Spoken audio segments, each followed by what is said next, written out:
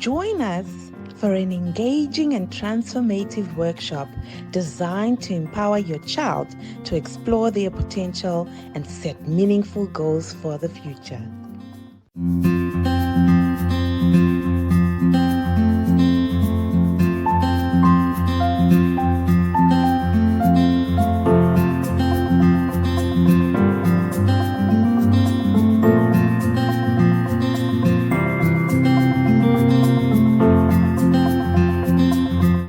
Visit our website or use the provided link to purchase your ticket. For further inquiries, please don't hesitate to call or send a WhatsApp message to 063 2099 379. We look forward to seeing you there. Join us for an engaging and transformative workshop designed to empower your child to explore their potential and set meaningful goals for the future.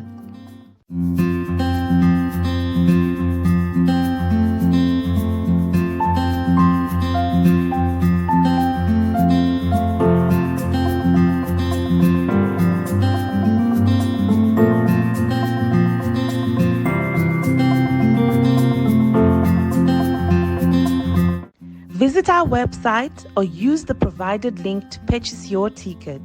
For further inquiries, please don't hesitate to call or send a WhatsApp message to 063 2099 379. We look forward to seeing you there. Allow me to introduce myself. I am Tinashe Mujera. I'm an author, I'm a marketplace professional, and I'm a woman of God. I am a representation of tested faith. I represent my healed wounds that left ugly scars. This is the Faith in Action podcast that has been created to help you find the journey to your true self through conversations and lessons shared.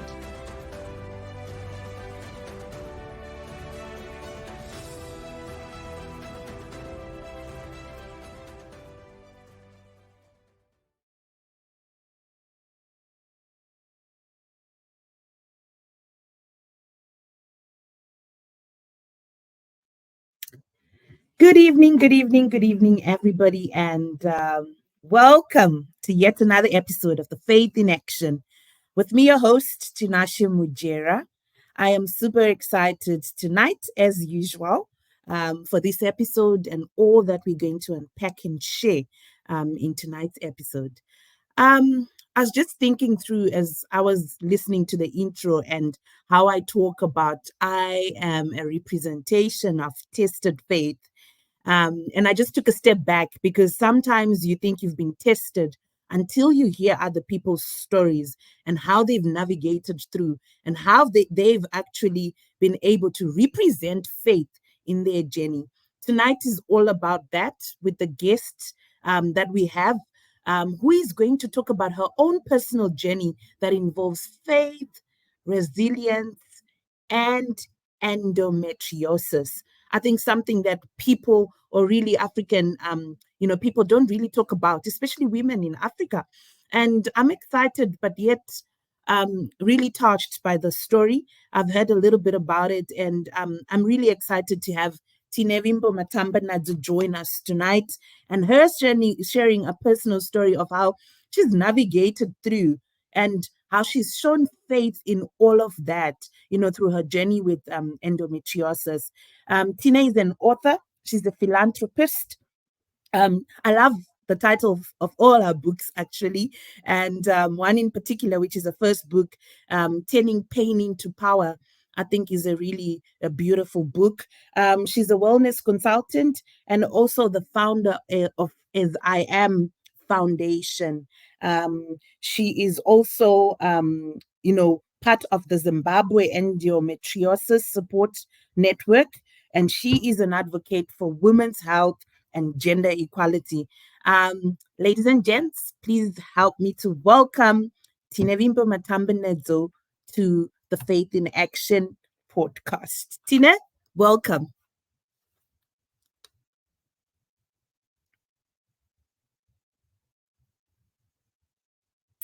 Is that a tech glitch? There Hi. we go. There's the camera on. Welcome, Tine. Thank you. Thank you for having me. Awesome. It's an honor to have you come through to the Faith in Action podcast, sis, and you actually sharing your personal journey and life story. I never ever take for granted people that share their own journeys because it takes one to go deep within. It takes one to be vulnerable and very authentic in order to be able to, bring the impact and transformation. So I never take that for granted. So thank you for really honoring the invite and allowing yourself to be vulnerable and share your story with us. We're looking forward Yeah. to it. How Yeah. are you this evening? I'm doing okay. I'm tired.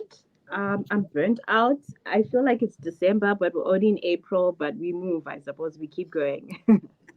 We move. We move. We I mean, move. I can tell you, I feel equally the same, but like you said, we move and life Yeah. goes on and we keep doing Yeah. what we must, right? Yeah. Yeah. Tine, I'm excited Yes. to have you. Do you want to introduce yourself? I mean, I've spoken a bit. And now I might have left a few things here and there. Do you want to introduce yourself again to the audience so that they get to know who you are from you? So I think you want to know like what my titles are, but I'm gonna keep it short and sweet. Good. My name is Tinevimbo Matambanadzo. I am 32 years old. I am passionate about wellness and women, and I am a woman in progress. I like to say that a woman in progress. So I think when people are introducing themselves, they tend to tell you all these accolades, which are great. I call them accessories, but I am human. I'm going through the journey of life, and I am a woman in progress. So that's what I Beautiful. would say. Beautiful. I love, Yeah, absolutely love that. I'm writing that down, yeah. sis. I'm going to still it. Women in progress. I love A it. woman in Tell progress. me. Yeah, Yeah, yeah. it's beautiful.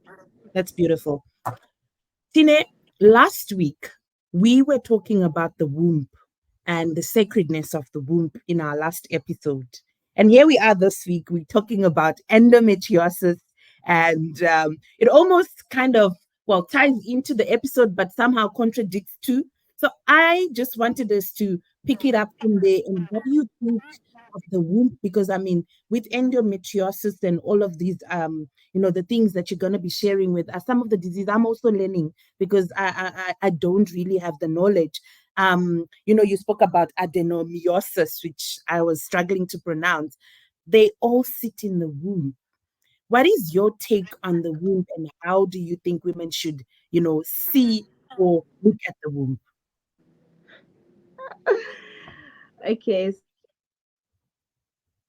so relationship. But I will say that the womb is such a sacred thing, you know. Mm, Um, it gives life. It's the reason why you and I are here today. true. But I do feel that with women like me who have endo and fibroids and other womb conditions, you almost start to feel like she's betrayed you. I'll use the word betray. Like Mm, your body has betrayed you.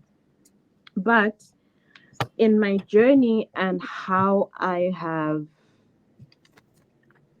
grown from being this sick woman to being this empowered woman is I realized that you have to work with her and she has to work with you. mm, So, growing up, we were just told, look, you're going to have your period, and then yeah. this is what's going to happen. Don't play Mm, with boys, right? That's yeah. what we were told. And we didn't actually realize that there is a deeper connection with the womb. Mm, And a lot of women store trauma in the womb, but we sure. don't actually go down to have that connection with the womb. So you Mm, find like someone like me, and I mean, I'll explain it more. I have issues with my womb every single day. And for the very first years that I started having symptoms, I hated it, absolutely hated it. But now that I kind of understand the connection between the mind, body, and soul, I try to be as gentle with her as I can. So I would say that the womb is such a sacred thing because without her, despite all these conditions and the cancers and all of that that can come, this is why you and I are here today. So I think the womb is a very sacred organ, and if treated well, I think she'll treat you well too. Yeah. Yeah. Yeah. Mm-hmm. I love that. Sacred Mm. organ. I also love Yeah. what you say about trauma being stored in the In womb. the womb. Yeah. That's power. Yeah. Yeah. Yeah. Yeah. That's deep. Tine, I'm gonna go into the African context and Yeah. just talk about us as Africans, which you probably know.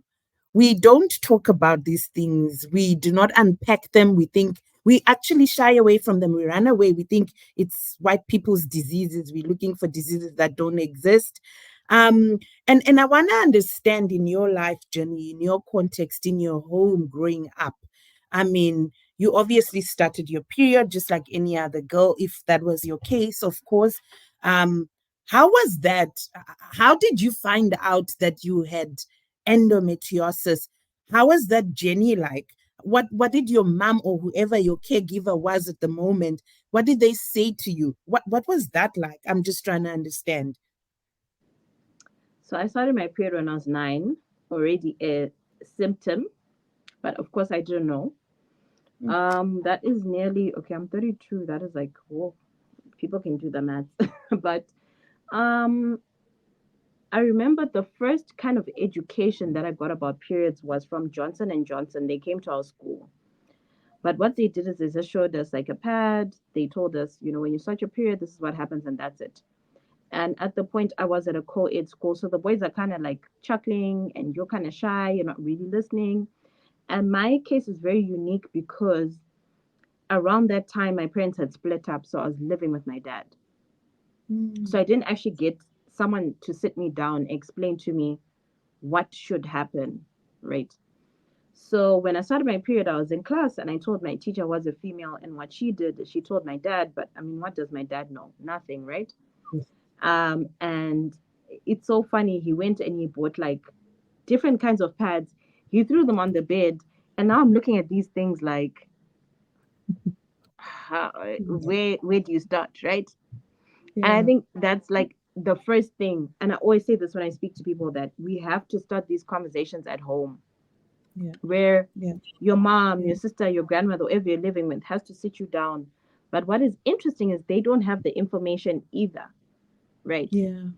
I've done some classes with mothers and daughters, and what the daughters say is, okay, look, all we know is we take our pads out from the pantry. There's no conversation. And then when I speak to their moms, they also like, we have no clue. And because it's such a taboo subject and it's embarrassing, nobody wants to sit down and say, this is what can happen, right? Which is what eventually Mm, happened with me. So I start my period at 9. Everything is pretty much okay according to me. The period is bearable. And then I go to high school and I'm in an all girls school or at an all girls school. And things switch up on me literally like one cycle, everything switched. I'm in so much pain. I'm bleeding more than I usually bleed. sh- I'm vomiting. I'm wailing. And till today, I literally remember the first time I felt that strange pain. I was in a scripture union class that day, and I just remember feeling weird, like, my period has never been like this. Going home, telling my dad's wife, who was now my stepmom, and she's like, it happens, right? And then from there, it just got worse and worse and worse and worse. And because I'm at a girls' school, I can see that the other girls don't have such a dramatic period like mine. yeah, And then that then opens up a door to bullying, and it opens up a door to isolation. It opens up a door to uh, a whole lot of things, solitude, um, involuntary solitude, because for most of the month, I'm complaining I can't play sports. I can't go out like the other girls. So I became very, very isolated. And now I'm going to the doctors and they say, your boob looks amazing. You're looking good. There's nothing wrong with you. sure. So I felt like at that point in time, I was going crazy. Mm, And one or two doctors even insinuated, oh, it might be a psychological issue because every time we're doing scans, everything looks great. sure. So ovaries would look good, The only thing that was kind of like a telling sign was that they would say that my uterus was bulky. That's what they would write. Uterus is Mm, bulky. But that's like what, 15 years ago, maybe? mm. No one was having these conversations anyway. So my high school life was very hard. I don't want to lie. I would never go back there. It Shame, was very, man. very hard because of this, actually. Sure. So every month, almost like the same thing repeating. Would you miss classes? Yes. And then as I got older, it would be maybe twice a month. Mm, mm. And I couldn't really like tell when my period would come because it could come any day. So I could just be in science class and then I start bleeding and then everything just goes Shucks. black. Next thing I'm in the sick bay. Next thing I'm being told to go home. Or I would leave home being fine. Then I'll get homesick and then I'm in the sick bay. And then the nurses ask me, why did you come to school if you're not well? And then I have to explain, but when I left in the morning, I was fine, you know? Sure. So it's quite a very cruel, mysterious, confusing disease, actually. Mm, Um, mm. yeah, so that was like most of my high school life. um and I powered through, actually, to be honest. I just powered through it. That's right. That's right. Yeah. And it speaks a lot about who you are, I guess, as an individual, and why when I just look at you and when I listen to your story and whenever I follow your page, I just see faith, faith, faith, faith, faith, because I can't understand honestly how you've managed to navigate through all of this. And given what you've shared now, it's even more complex when you only had dad to almost guide and direct you, and then this condition happens, is just something else. Now this takes me to the question I want to ask. Please guide us, and I know the listeners here as well, and people that are watching, on what endometriosis is and what are the signs and symptoms women need to look out for. Wow. I think I can literally answer this question in my sleep. But so endometriosis is, and this is very important, a condition, not a disease, but a condition, right? Mhm. Condition meaning it can go on and on and on. It's actually a chronic condition. It does not have a cure. It con it occurs when tissue that is similar to the lining of your uterus grows outside of the uterus. So what does this mean? This means that, as we all did science and biology, that when we are going on as women, right? If I were to ask people, layman terms, what happens when you go on your period? You are releasing that unfertilized egg as blood. Again, remember I said there's no cure, and we also don't have any sure known cause. This is just assumption that what happens with endometriosis is that that blood or that lining doesn't come out completely. It stays inside and causes what is like blisters, like, right? I have seen my own endometriosis with the naked eye from operations. So it kind of looks like sores, yeah. And this is why it's so hard to see, because just imagine having blisters all over your uterus. How are you going to remove every single blister if you can imagine it in your head? Mhm. So that is endo. Then we come to adenomyosis, which is the evil cousin, so they say. It's the exact same thing, but it's happening inside of the uterus, right? Now, the issue that we have with adenomyosis now is that we cannot remove it without removing the whole uterus. So Sure. endo is outside, adenomyosis is inside, right? I Mm, actually mm. have both. So in terms of treatment, it's been very hard for me because I've had endo removed 4 times, but I still have disease inside my uterus. And unless I'm ready to remove my uterus, I'm still going to have pain. We also have stages for endometriosis, stages 1 to 4. Stage 1 will have minimal disease, stage 2 will have more, stage 3 will have a bit more, and then we'll have what we call endometriomas, which are like tumors that are made up of endometriosis. And then stage 4, we are talking fusing of the organs, I am stage 4. So my last operation, I actually had my ovary, my bladder, my uterus wall stuck together. And that was a very, very complicated operation because they had to free my organs first, ensure that they don't harm any of them, which is including the bladder, and then remove endometriosis. It took hours, and it took about maybe 3 or 4 doctors. I had it done in Cape Town.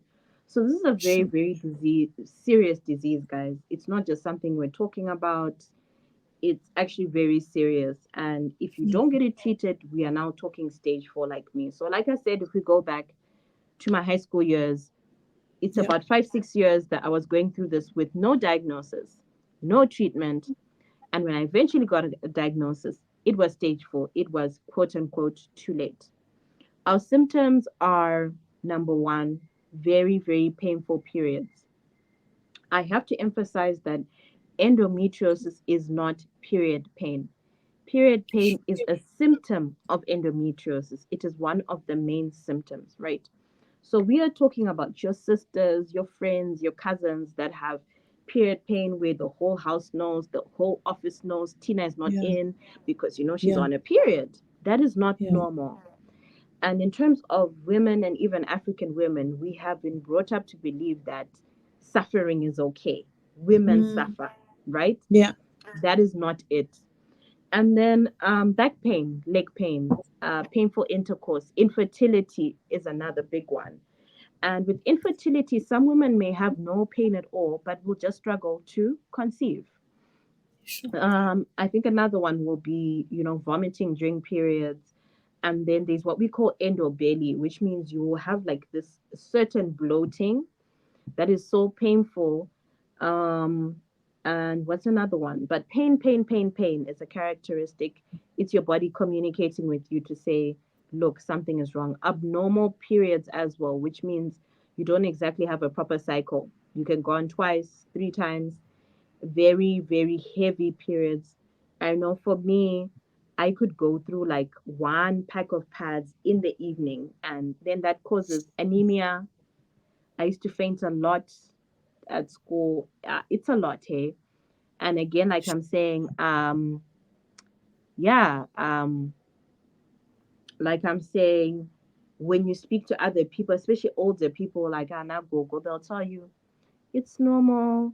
This is what Mm, happens.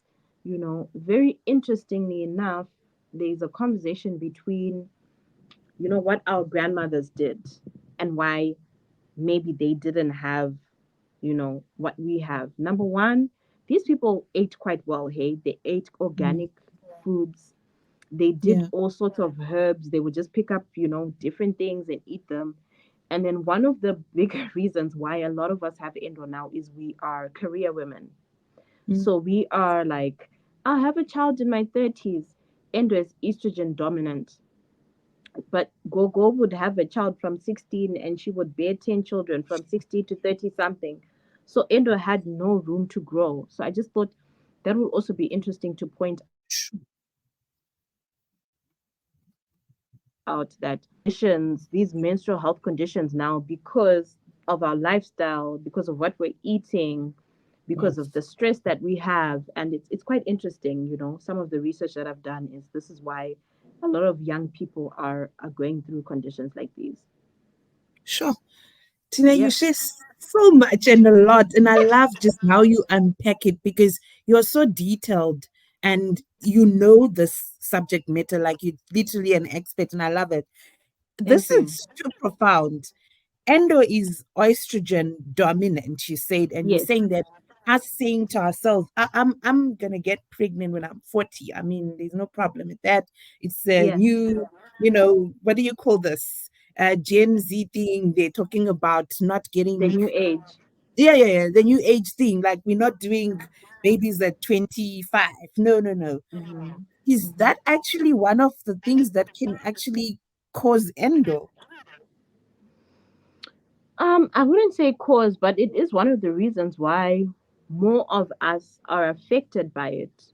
Mm, Um, so another interesting thing is that endo is not one size fits all. So I started my period when I was 9, but I did not have symptoms then. I started having symptoms in my teens.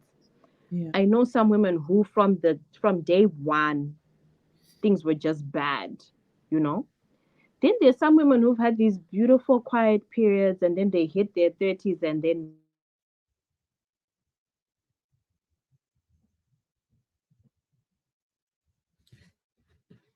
I can't hear you, Tine. Tina, we lost you. Your sound. Okay, there you are. You're back. I think okay. I think let me just fix something for you here. Uh,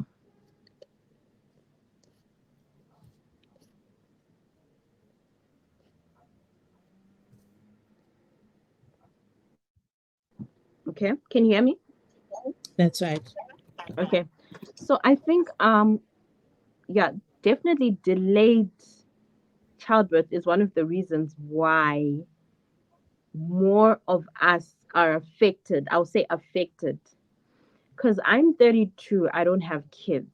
And I'll tell you a very interesting story. When I was probably 19 or so, don't even have a diagnosis yet.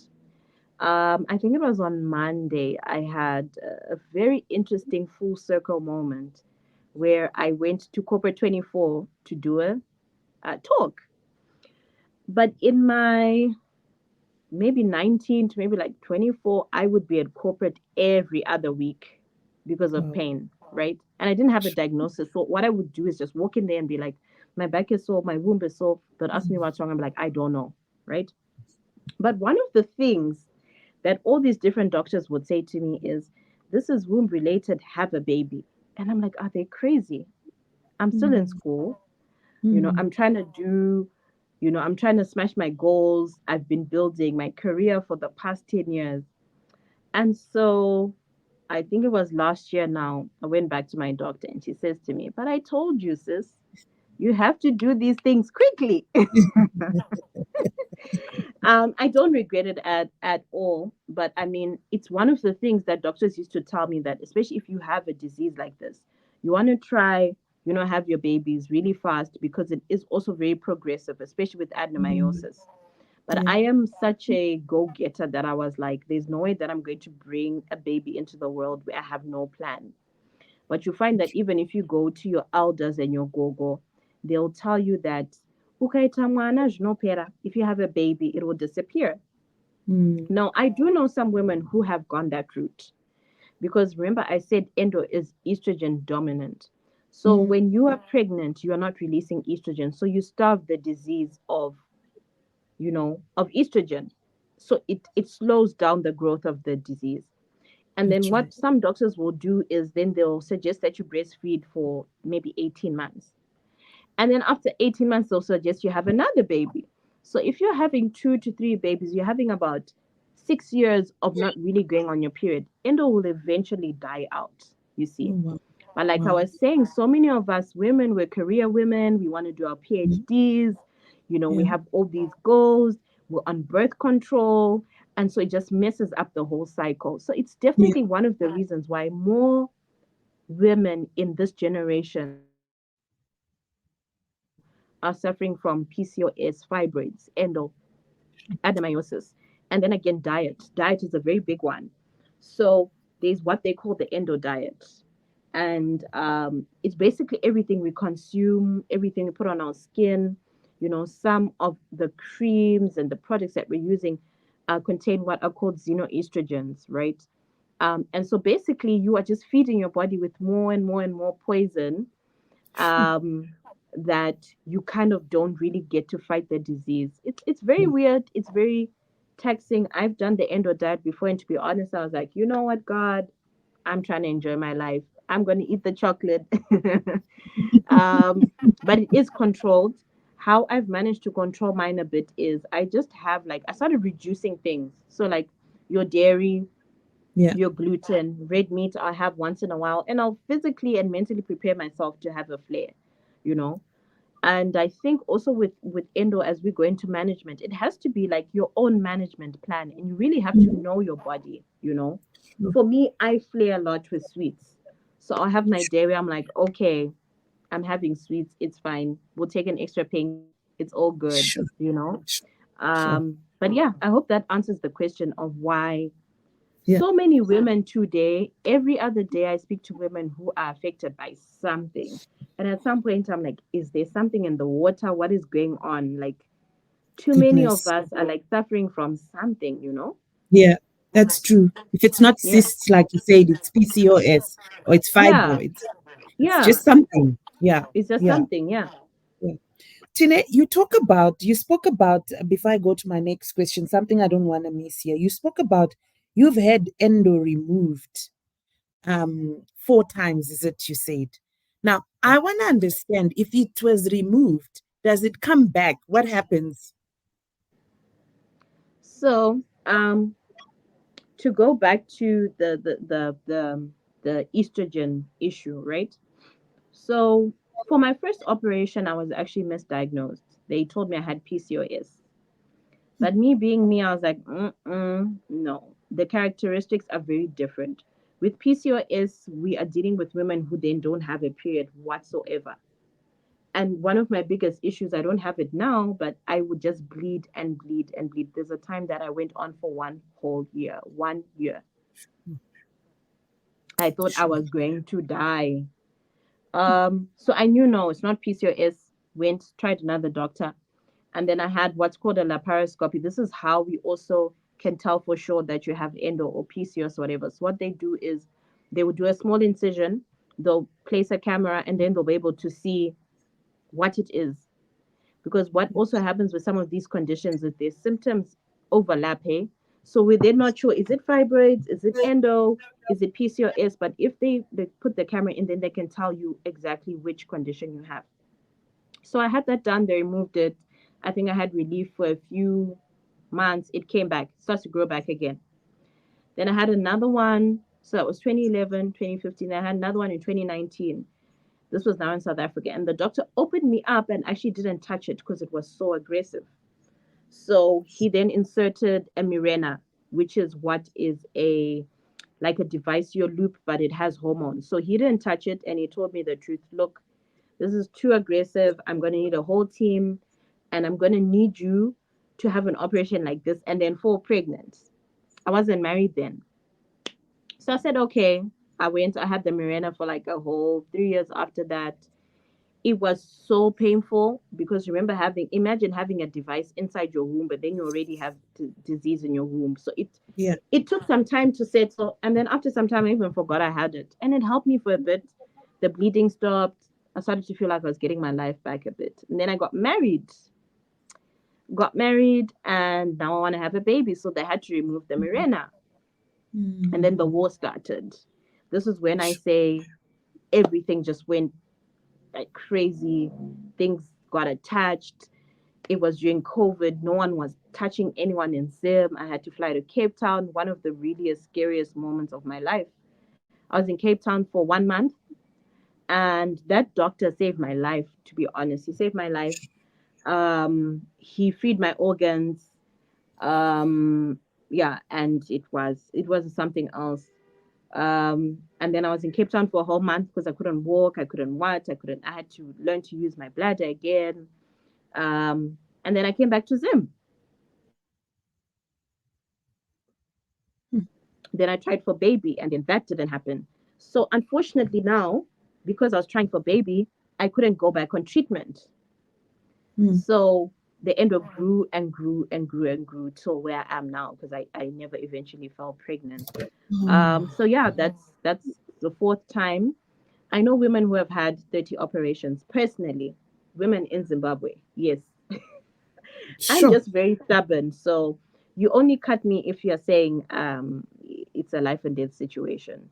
Otherwise, That's I right. should have had more operations. I would do anything else but let you cut me. So with my last one, it was one of those life or death situations. And he's so amazing. His name is Dr. Halen. He's an amazing doctor. He did the most. And this is why I'm still here today, to be honest. Sure. Sure. Yeah. Sure. And that's why you're here on the Faith in Action podcast, to share Yes, this faith story so that you can equip and empower other people who are probably going through the exactly. same journey right now and they've Yeah. no one to speak to, or who don't know, or who have children, women that are caregivers, even if you're a woman that's really taking care of children, say in a boarding house, a boarding school, orphanage, wherever, there is girls that are suffering these things that don't even know where to tend to. But you need to start these conversations so that they can at least find a safe space and a place where they can be able to, share what they're going through and get help, and they need the help. I want to um, get into the marriage aspect. Yes. Time is just going to take us away. I want to get into the marriage aspect and just understand when you got married, like, because that's such a very sensitive issue and a very sensitive topic. Because how do you, knowing fully well that you have this condition, and what do you call it, infertility is one of the things that is, part of the whole condition. Were you able to tell your husband before you got married? How did he take it? Like, how did you navigate through all of that? Did you tell him during the relationship? What was that for you? Okay, so disclaimer, I'm going to give you guys two disclaimers. I think you follow me. I'm very open, very vulnerable. It's speaking about this is very it's a very sensitive subject, Yeah. but it's important and necessary for other women to get help. So if you see a few tears, I'm okay. It's just very, very close to my heart. And again, the second disclaimer is through this discussion, we are not having this discussion to bash my ex or to bash other men because it's quite a deep thing for the person going through it and the person living with you. So let's just That's make true. that clear. Um, Yeah. so I met my ex when I was 19. So this is someone who was part of my life for a very long time. Mm. And he literally grew with me and he watched this thing unfold with me. But I think one of the things that affected me and him was literally having to live with it now, you know?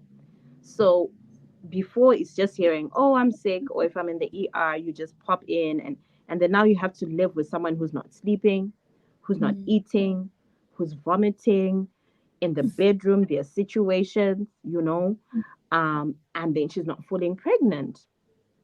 Um, I think it was on Monday when I was having discussion with someone, and I said to them, you know, I think sometimes in terms of support, also people don't know how to support us the way that we need them to support us, you know. And I think that was also one of the reasons that I was saying, no, do this, and this person is set in their ways. And in other instances, not only mine, the marriage can also start to become very abusive because you are not falling pregnant, you know. Um, there is a community that I started called Still I Rise, where we Mm. are women with endo who are going through divorces. And I think one of the biggest things for us is that there is an element of abuse that now comes because you're failing to fall pregnant, Sure. not only from your partner, but from the people around you. And for me, it became so mentally exhausting because I am this woman who is a go getter. I am this woman who is smart. When through all of this, I achieved 24 distinctions by myself when I was writing my yes. But Mm. all of that went out of the window because I simply was not falling pregnant. I don't know if you understand what I'm saying. Yeah. All Yeah. of that goes out of the window. Yeah. The fact that you're an author goes out of the window. Yeah. All you're Yeah. doing now is having pregnancy tests, tracking your Sure. flow, doing this, doing this. And that can become intensely frustrating for you and the person who is with you. Another way you can look at it is that men can also be very relaxed, you know. So it's consuming you, and he's like, nah, don't worry, you're going to fall pregnant, you know. So there are different ways of looking at it. Then you have, in some cases, in laws who don't have any other conversation with you but asking you why you're not falling pregnant. So, in terms of the marriage, I think it depends where you're starting from. I always advise to women to be extremely, extremely educated about the disease so that you are able to educate the next person, right? With me, the reason why I had to take a step back is because I'm so empowered that I began to speak up for myself and say, okay, yeah, I can't have a baby, but so what, you know? Yeah. But I had to arrive there. I had to go through all the motions. I had to go through the sleepless nights. I had to go through hating myself. I had to go through, um, not being able to scroll through other women being pregnant on social media so that I could eventually get to the point where I'm like, okay, despite not being able to fall pregnant, and I mean, look, it was only 3 years. I am still this woman who does A, B, C, D. But what happens with most of us is that everything ceases. We stop dressing up. We stop furthering education. We stop doing everything. So when someone is having a conversation with you, you really feel less than, you know. Yeah. Um, so in the marriage, I don't want to lie. I know very, very few women who have had successful marriages with these conditions. There's a lot of cheating that begins to happen as well. There's a lot of you can't ask me anything because you don't have a baby. It becomes very, very abusive, you know. And it's something I'm speaking about a lot now because I lived it, and I literally had to fight for myself and say, but despite having a child, I'm still this person. And I think it's something that women then have to think about, that without the title of being wife and mother, who are you outside of that? Sure. There You we know, go. who are you? And I had to now take that, and it's the path that I'm on now, where who are you? Let's just say you never fall pregnant. Yeah. Is everything going to cease? Yeah. um I'm in a new interesting space where you're single, and the first thing people ask you, how old are you? 32. Are you married? No. Have you been married? Yes.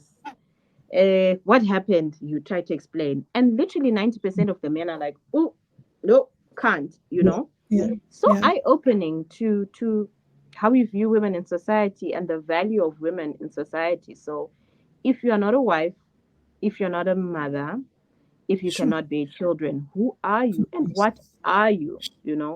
It's the what versus who, which is what I am. I believe God allowed me to get into this position and able to speak about it because I've lived it, where for months I felt like nothing because I was not falling pregnant. Sure. So it's a very, very, very tough place to be. Um, but it can also be very empowering, in a way. Um, I suggest for women, be very open from the very beginning, because I've seen situations where men then say, oh, you tricked me. You didn't tell me it was this bad. Be very, very open. After all, you didn't go there knocking and begging that you want endo. I always say to people, it's like diabetes and blood pressure and migraines. It's a condition. It's not the end of the world, but be very open so that someone knows exactly what's on the table and they That's can right. decide whether they want to be part of it or not. And it's not easy. I think I spoke to you about carer fatigue. People who take care of people with chronic conditions also really need help and support. But that's if they will take the support. So Sure. yeah, yeah. Goodness. Whew, Tina, that's a whole lot. Like I'm having all kinds of emotions just listening to you and this whole story. And yeah, it's deep. I mean, Mm, there's a saying that says we don't go through the things we go through for ourselves. They say everything that we go through, especially the most difficult ones, is not for Tine, is not for Tinashe, but is for yeah. someone out there like we're doing now, who needs to hear this word, who needs to hear this wisdom, that it can help them in their own path and in their own life journey. Unfortunately, it's a Tine and a Tinashe that's going to be used as an example to be able to pave way and bring the solution for those people. So Yeah. These things, Tine, are actually so purposeful. Your journey is too purposeful. And I'm so grateful to God also that you've been able to come out of this shell and, you know, be this girl that is talking about these things that have never been spoken about and sharing your deepest truth without fear. You talk about, you know, how everything began, to be about the pregnancy. I just want to get pregnant, and you forget who you are and what you've achieved, and all that you've done in your life. I want you to take us into that space and place of that one defining moment, because I imagine a lot of tears, a lot of pain, a lot of betrayal, a lot of bitterness, a lot of beating yourself up for things you did not even choose. um I see a lot of emotional abuse somewhere in there, and a whole lot. I want you to because this then begins to be a journey of, and I was reading one of your posts where you spoke about rejection. It almost becomes that rejection piece, but also almost like you rejecting yourself too. So if you are rejecting yourself, who's going to accept you? What was that defining moment for you where you realized, I cannot do this to myself? I'm not going to allow myself to go through this, because if I don't have a baby, then what? Like you said, yeah, I'm still me. What was that? Because it's like the beginning of that journey to loving yourself again and reclaiming who you are and reclaiming yourself. But what did it look like for you? So, trigger moment, but it started off kind of slowly. I stopped doing the things that I would do, like my routine. Now I stopped watching series. I stopped um reading. I stopped really delving into things that were enjoyable. And then what I did is I worked, which was good because the communities they got something from it, but I really burnt myself out because working was validation that I still was enough. And then one day, and I kid you not, I woke up and I looked at a bottle of Advil and I was like, you know what? I'm gonna take this whole bottle. And then I looked at him and I was like, no, we are not doing this. And yeah, I called my mom and I was like, I can't do it. I can't do it. Um, and then you sit again. I had a panic attack. And actually, I think um, 3 days before then, I wasn't eating, I wasn't sleeping. Like I told you, trauma is stored in your body. So my body had been speaking to me. Um, I now had high blood pressure because I was thinking about it too much. I would take the test, it wouldn't happen. I just finished the chemotherapy. And I woke up one day and I wanted to end it all, literally. And the next morning, I packed my bags and I came home. And that's literally what happened. That was the defining moment for me where I was like, okay, Cece, you're really going to kill yourself because you have not had a baby. We know better than that. And that was that for me. Um, no questions asked. I didn't discuss it with anyone, but that was that for me. Um, and yeah, it was quite a hectic moment, Mm. but I never looked back. I mean, Wow. there's so many things that then happen after, and people try to talk to you, people try to sit you down. Yeah. And remember that, even with women, I mean, we might even move away a bit from the endo itself. But when you are going through things, men don't realize is that you don't just wake up and you're done. You've gone through so much and you've Yeah. tried That's everything and you have prayed, you have fasted, you have what. But I yeah. literally looked at Yeah. myself and was like, okay, this Yeah. is now getting to a very bad space, Tine.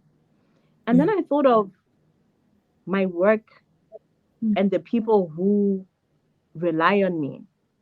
Mm. And I thought, and I was like, in the different communities, I'm Mama Tine or Gogo Tine or Sisi Tine. And I just had that honest conversation with myself that these girls will find that the end was because I couldn't have a baby. It's unacceptable. you know. But that Sure. was that for me. My ex Mm. was very confused. He was very Sure. confused, but I did not look back, and this is me now. Wow. Still such a very painful moment for me because you ask yourself why you even put yourself through that for so long, you Sure. know?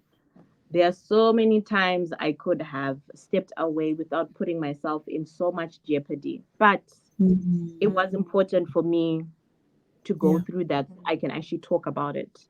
that's Mental right. health is very, very important. And I am a mental health professional myself. But in that Mm. moment, it was like I wanted to end it all because I just could Mm. not continue to have that. No, no, no, no, no, no, no.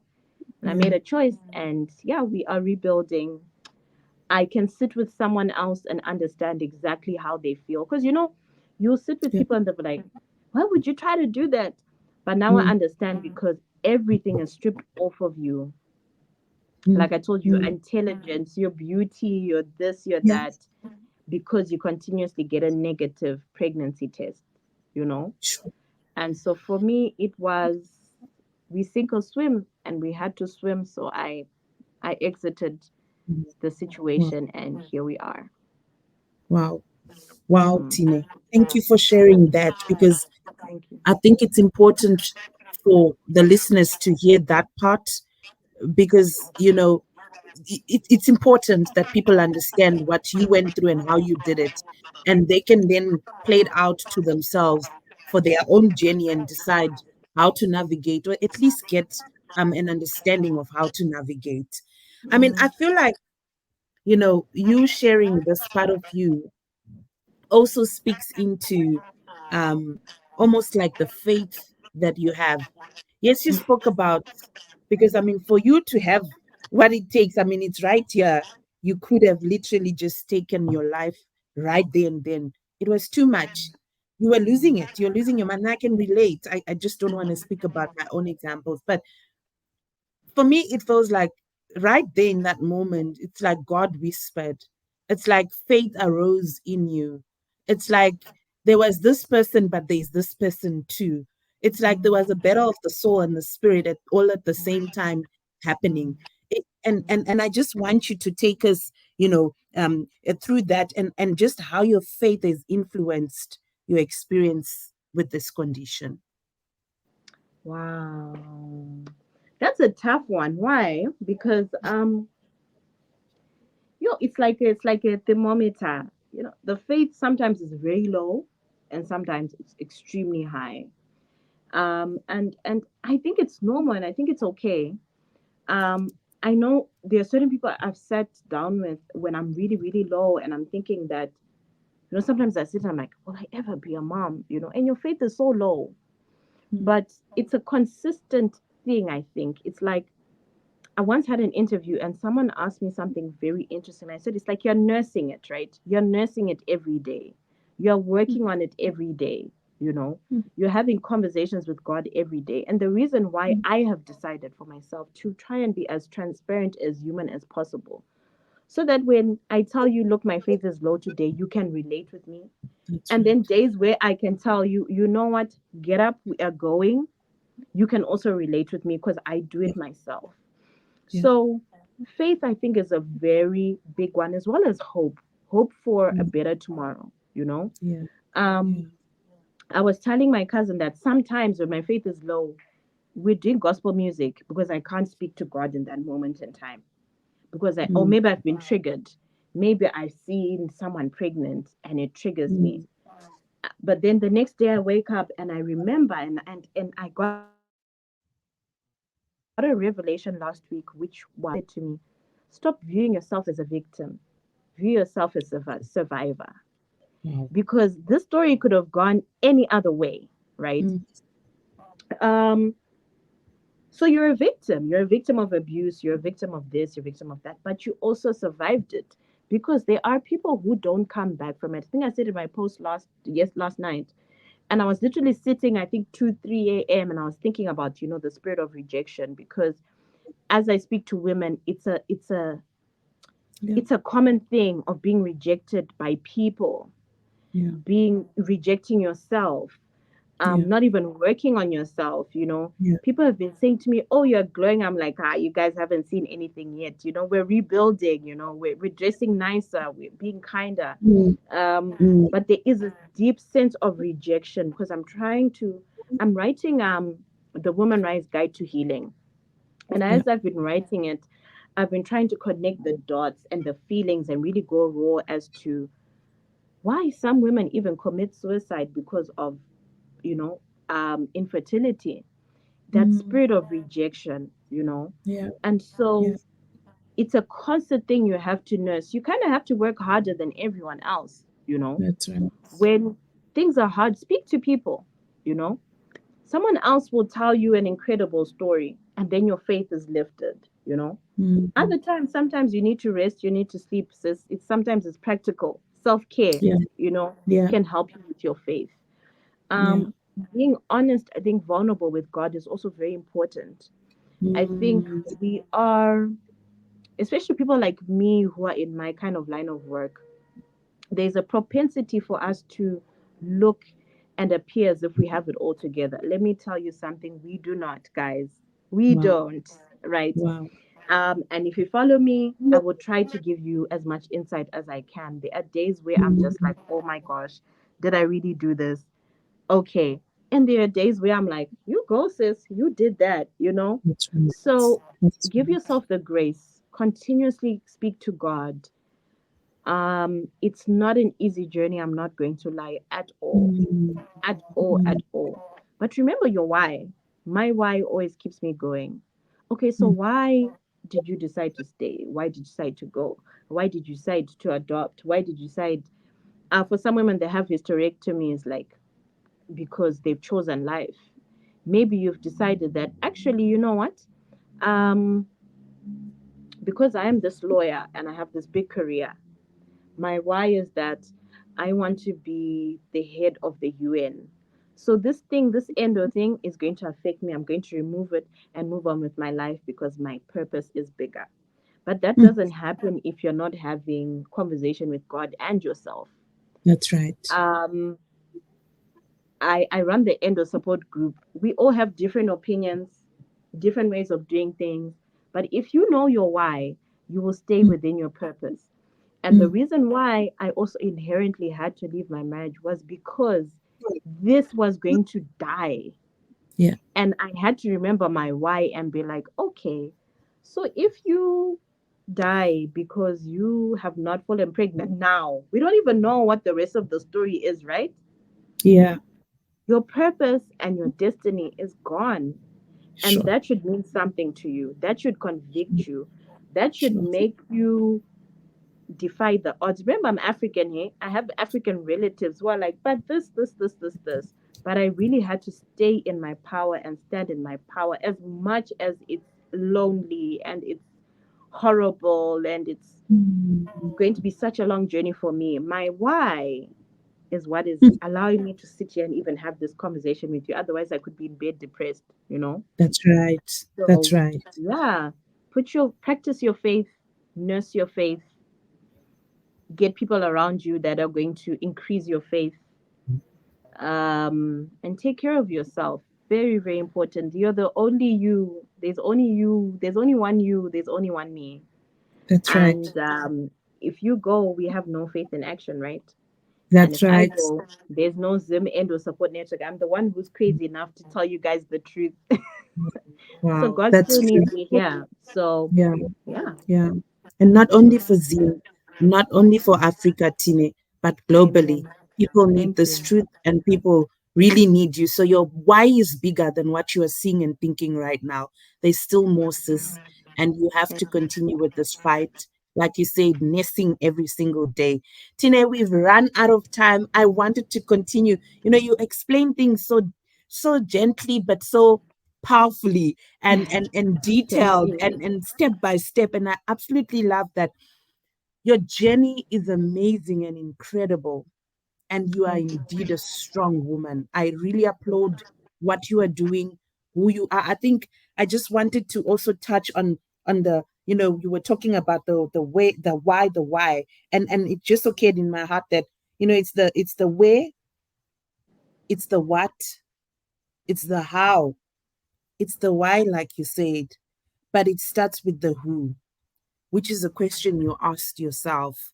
And I like it because I have a platform called Authentically Woman. And in this platform, I say to the women, who are you outside of mother, outside of wife, outside of my job title, outside of Faith in Action podcast host, outside of every other thing?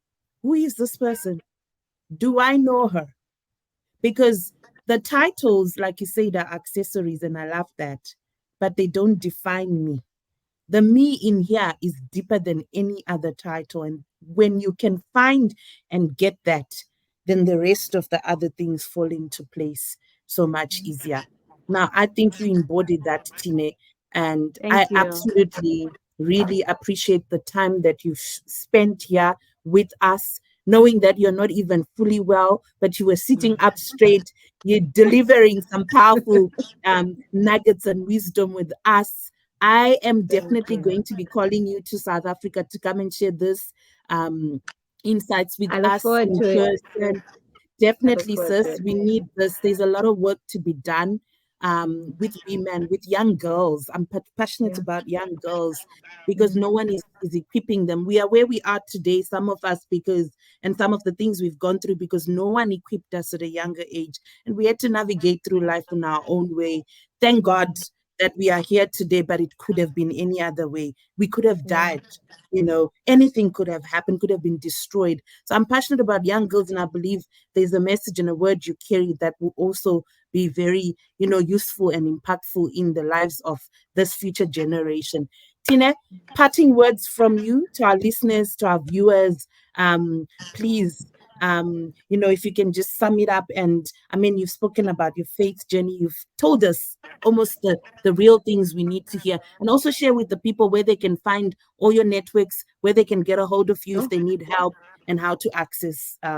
Yeah. right. You can turn your pain into power. I am a testament of it. Pain is not normal. Don't accept it. We are changing the narrative as women. Mm, Pain can shape you, but let's not wear it like a cloak, you know? mm, Um, the mountain that you are facing, you were only meant to climb, but not carry. sure. Yeah. The mountain that you are facing, you're only meant to climb and not carry. So all the things that you are carrying are not meant for you. Mm, Climb so that you can get to the other side, mm, but it is not meant for you. Pain is not meant for us. We mm, are meant to rise, we are meant to shine, we are meant to grind. And the mm, men in our lives should be able to help us and invest in us. You matter all the time, even if mm, the people around you don't see it.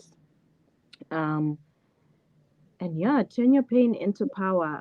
We're all meant to rise. mm, The table is enough for all of us. That's another mm, one. You know, we all mm, have a seat at the table. And fix your sister's crown. I think that's another thing. But I'm hoping mm. that I will have more time when I come to South Africa to speak to you Yes. ladies. I'm sure the story will have more chapters.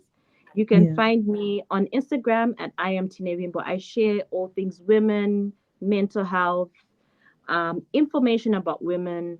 I have started a sort of like a safety group for women called Still Arise, where we are sharing information about abuse, how to get out of it.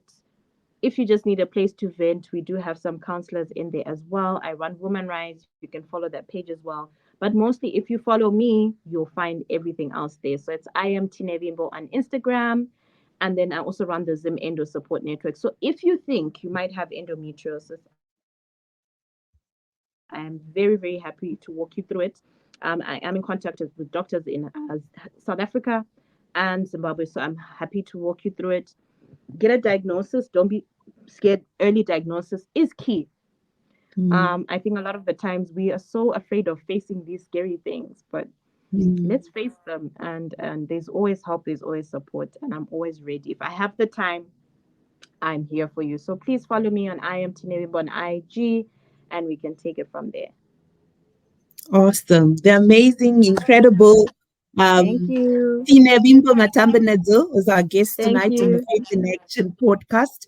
Tine, once again, thank you so much for coming Thank through you and for having honoring me. this invite. Yes, sis. Yes, listeners, you've heard it for yourself. Please get in touch with her if you think you might be having any issue with endometriosis, anything women related, as she said. Please do follow her IG page. You might come across something that we didn't talk about today that is key to your own personal life and which you need answers for. Again, an incredible episode of the Faith in Action podcast with me, your host, Tinashe Mujera. I'm excited to say again, as you know, that I am a life coach, and particularly for children, that we have a workshop this coming weekend. Empower You Children's Life Coaching Academy is what I run, and we will be doing all things self-discovery, emotional intelligence, and equipping our young adults and children from age 6 to 18 on how they can navigate life, and also equip them with some of this wisdom that we're talking about so that they become a better adult in their future life, better than what we did in our own lives. So thank you. And please, if you have children, register them, and we'll see you on Saturday. Thank you all for joining this episode. Until we meet again next time, it's bye for now. Allow me to introduce myself. I am Tinashe Mujera. I'm an author, I'm a marketplace professional, and I'm a woman of God. I am a representation of tested faith. I represent my healed wounds that left ugly scars. This is the Faith in Action podcast that has been created to help you find the journey to your true self through conversations and lessons shared.